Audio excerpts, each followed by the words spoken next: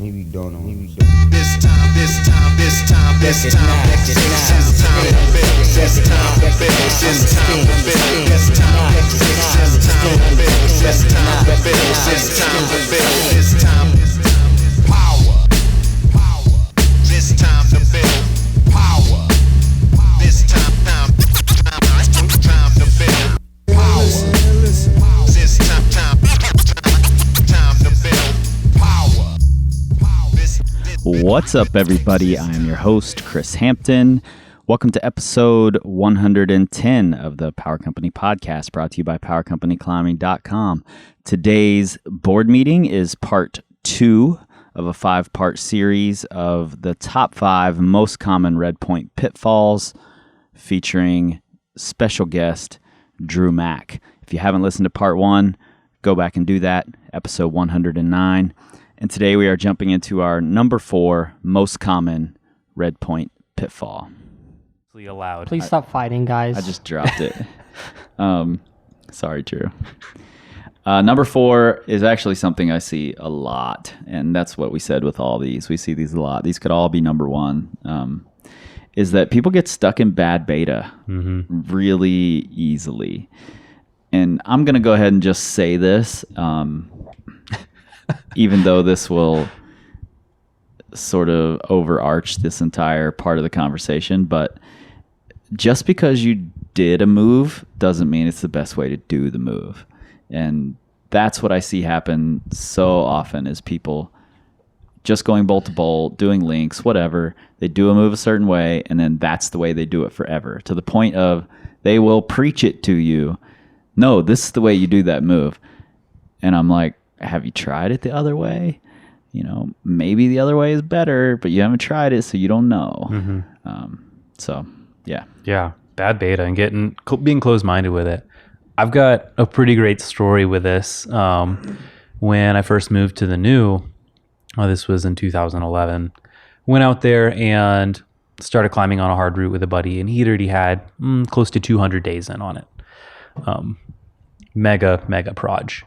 And immediately within like my second go of going up it, I was like, man, you're using some kind of funky beta. And like, you know, he was making some sections quite hard. But he had literally stuck with his bad beta for so long and had dialed it in so much, he could not switch to the easier method because he had so much muscle memory, Right. Yeah. that even though these other sequences were maybe like 2 V grades easier, he couldn't do it. Like it was harder because he had stuck with his bad method for so long. Yep. Yeah, I've seen that quite a bit. And I actually see a lot of really strong climbers with really bad beta. Oh, yeah. Because they don't need the good beta a lot of the times.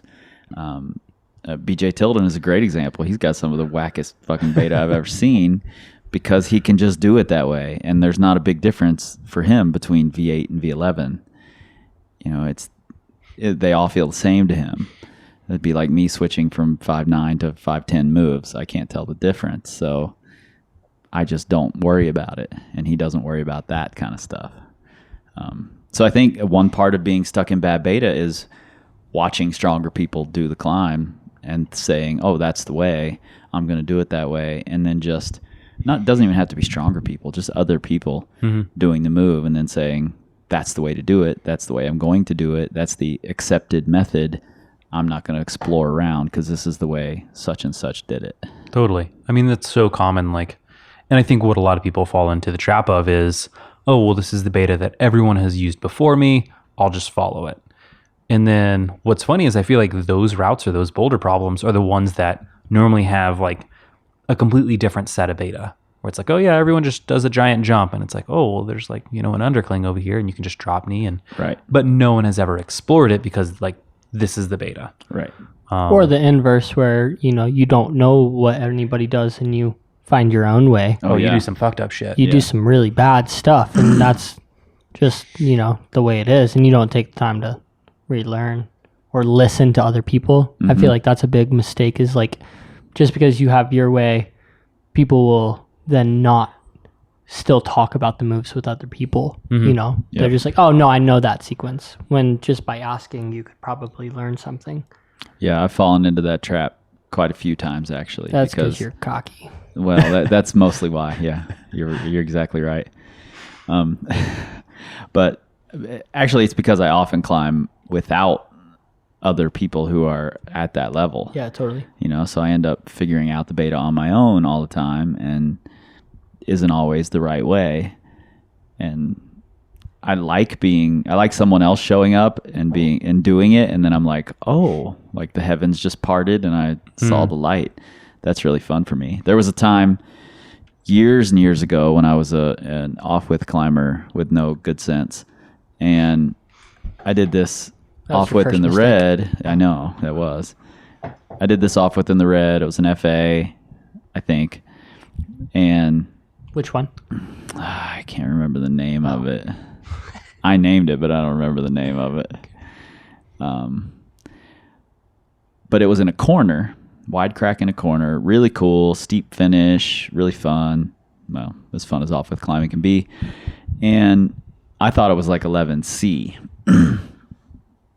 The guy who went up and did the second ascent was like, maybe I didn't do the same route as you. I thought it was like 10A or 10B. Oh, man. And I was like, really? Where was it at? And he described it perfectly. And I'm like, well, what did you do? And he's like, well, I just stemmed up the whole thing.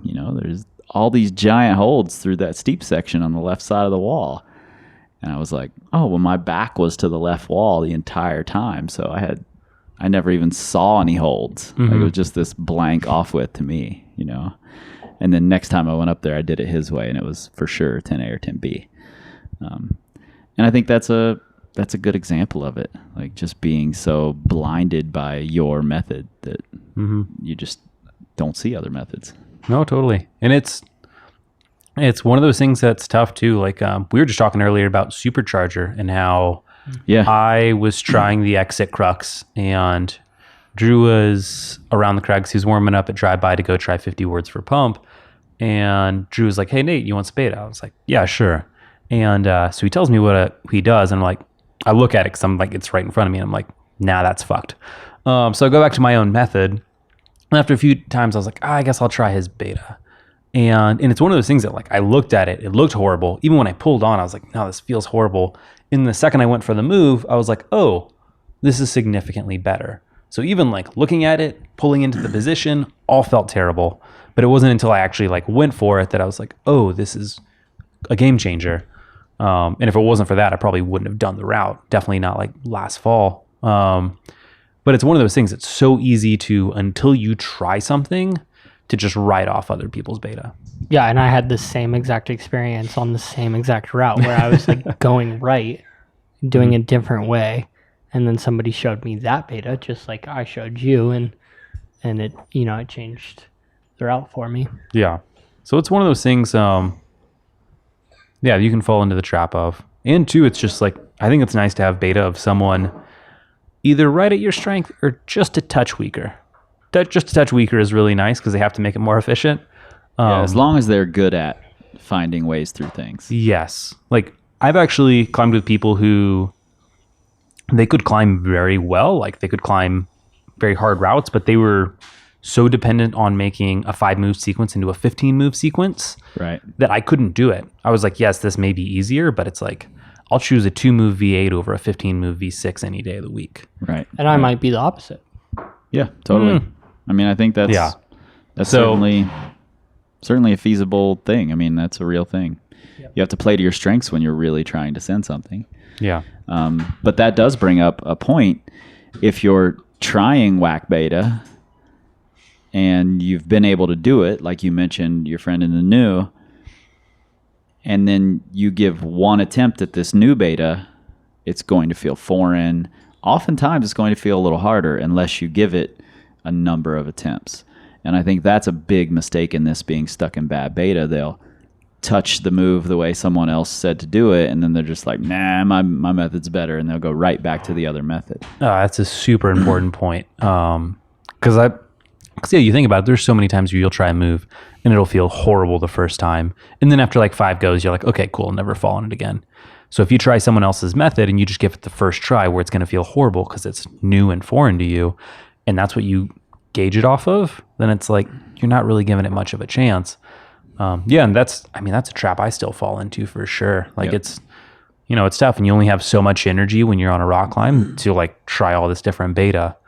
So it's an easy trap to fall into. Is there a time when it's okay to use terrible beta? Yes. Continue. Even though That's Pontus. When keeping it real goes wrong. Yeah, and actually, I have a hard time calling this bad beta, but I think it is okay to make a move more difficult if it somehow makes the next sequence or the exit moves or whatever easier.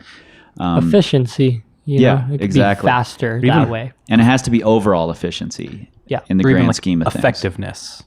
Yeah. That's a good word. Yeah, effectiveness.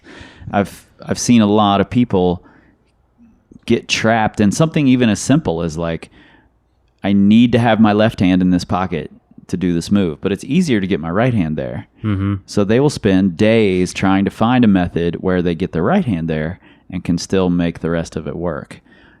And I'm just like, why don't you just figure out, like, do the hard move to get your left hand there? But it's too hard. I'm like, but it's the only way you're going to continue, And for some reason, some people just can't grasp that. Like sometimes you have to make a move harder to be in the right sequence. Totally. So like the most common situation where I see this, and it cracks me up, is if someone, let's say they have a left hand on a jug and a right hand on a crimp, they want to keep their left hand on that jug. It doesn't matter if it takes them completely out of sequence. They're like, but this is the good hand. Why wouldn't I just use this? It's like, Right. well, sometimes you got to front load the work. It's like, yes, maybe you'll make this next move 1V grade harder, but it'll make the whole next sequence 3V grades easier. The setup. Right. Yeah. The setup. Exactly. The setup. I needed to say it too like that. So yeah, no, that's like, I think that's a really important thing to think about is like the effectiveness of the entire climb. A good example of this is, and also it depends on how strong you are. Yeah. So like Midway at Little Rock City. For people who don't know, it's like a seam traverse. It's like crimps in a seam with slopey, smeary feet. No feet. Yeah. That's the way I see it. Thank you. You're proving my point already. So when people do the Chattanooga and the V12s, and so the Midway is V7 and the sit starts V12, Yep. and it's heinous crimps from the sit. People who do the V12 just campus all of Midway. Right. But people who do Midway as their first V7 do it with all the heinous, smeary, polished feet. Right. But the thing is, if you're a V12 crimper, campusing Midway is probably a more efficient / effective method. Right. You're through it way faster that way. Yeah, you're going to save more energy. You're strong enough that you can just bust through it. You have no chance of your foot popping. But if you're a V7 climber, you sure as shit aren't going to try and be campusing. You'll never make it. Right. So like effectiveness can change to what your strengths are. Yeah, and I find, this one's a little different. It would be the inverse of like kind of a bouldering. Bad beta also would be, I find shaking out on a rest and the time on the rest like can be bad beta. Like that route living in fear we were talking about earlier. You Like can definitely get trapped in some rest. trying to Oh, yeah. rest too long Yeah. can ultimately be worse for you Yeah. than just getting there, chalking up, coming down, and going. Yeah. Which If is you're- something that is neglected as beta. You don't normally think of resting as beta. I It's think a lot, huge. but it's really important as well. Yeah, I fell into the trap for a long time of whenever I hit a jug, I would just shake out because that's what you do when you climb the red.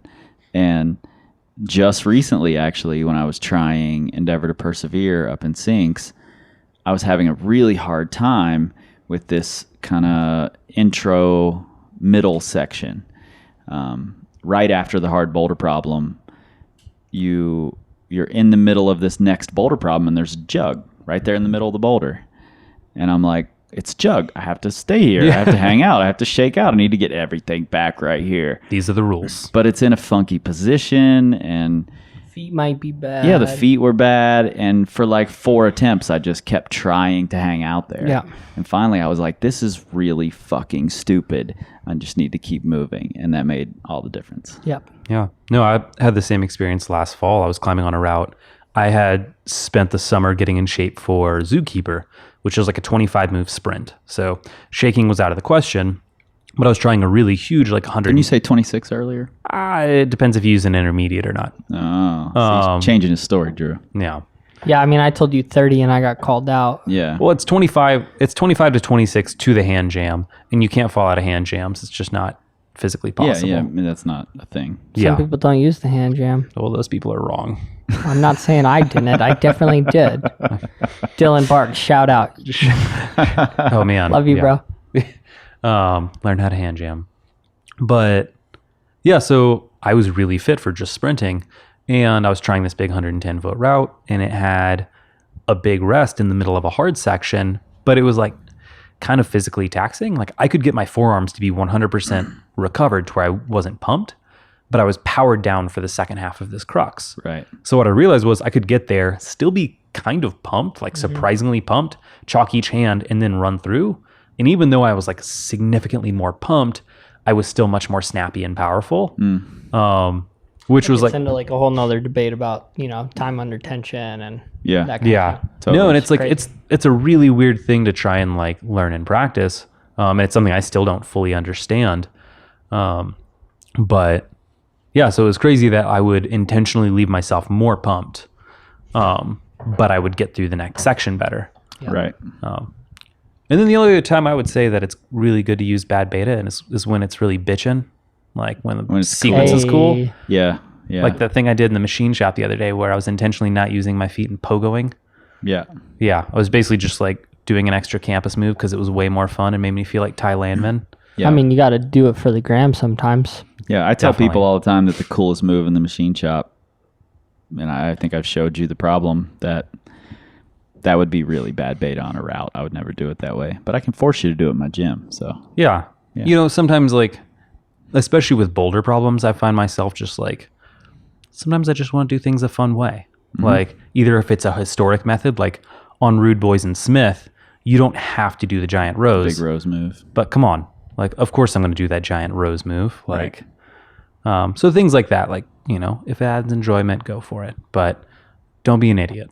Yeah, and I think if you're trying to send, like if this is if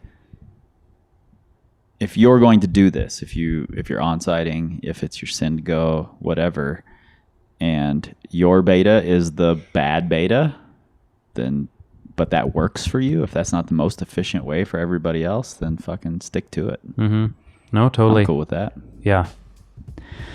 All right, number 3. Can you read Nate's notes over there, Drew? I can. In my Spencerian script. Yeah. I'll let you do I our wish I number could 3. show you guys the G's that he writes. Real G's move in silence like lasagna. I stole it from me. We were all just going to say it at the same time. Wow. It would have been great if we could have harmonized that. Yeah. We still could. You each could say it, and then I could edit it so that we're harmonizing it. Auto-tune all of us. All right, what's our number 3, Drew? Little Wayne's greatest of all time. Prove me wrong. Number 3. That's another podcast. Carter 2 all day. So number 3 is going to be about links.